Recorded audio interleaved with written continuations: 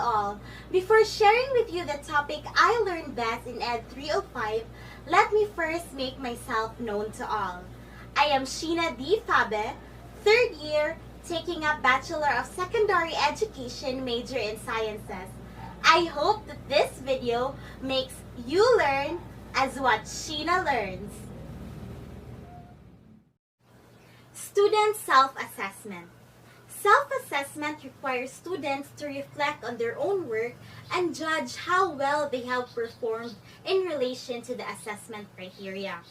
The focus is not necessarily on having students generate their own grades, but rather providing opportunities for them to be able to identify what constitutes a good piece of work.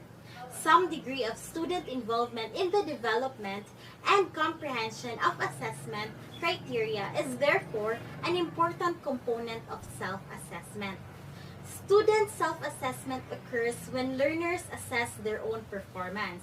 With practice, they learn to objectively reflect on and critically evaluate their progress and skill development, identify gaps in their understanding and capabilities, discern how to improve their performance, and learn independently and think critically.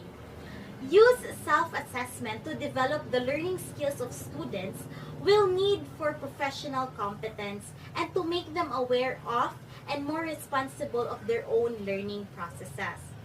Sometimes, teachers use self-assessment and peer assessment together.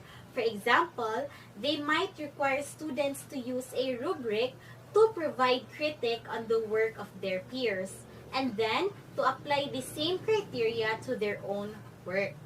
Skilled self-assessment can be reliable as other forms of assessment, but you must provide students with training and practice if you want results to closely align with other assessors' results.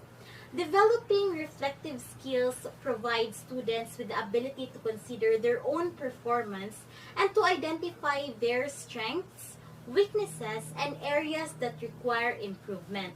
Students can then use this knowledge to influence their future work, whether on a program of study or in an employment.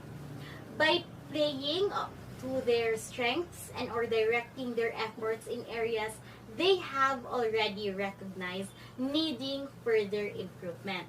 You could consider self-assessment as a teaching and learning exercise as much as an assessment method, and its inclusion within a course provides your students with the opportunity to develop a core lifelong learning skill. Self-assessment benefits the learners. By how? Helping develop important metacognitive skills that contribute to a range of important graduate capabilities. All professionals must be able to evaluate their own performances, so this practice should be embedded in higher education learning as early as possible. Increasing their self-awareness through reflective practice, making the criteria for self-evaluation explicit, and making performance improvement practices intrinsic to ongoing learning. Contributing to the development of critical reviewing skills, enabling the learners to more objectively evaluate their own performance and others when used in conjunction with peer assessments.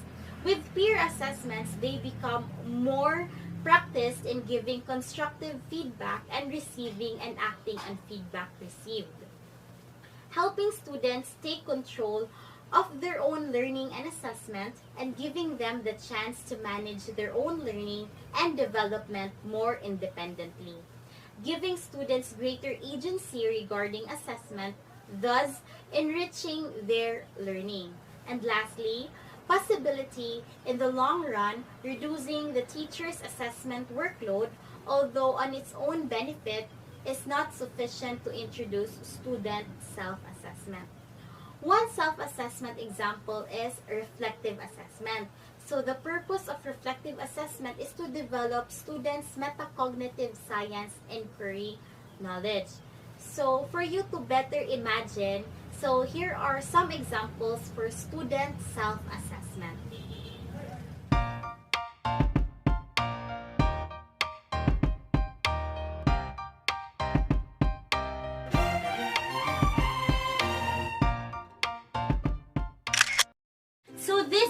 my presentation of one of the topics I have learned in Ed 305.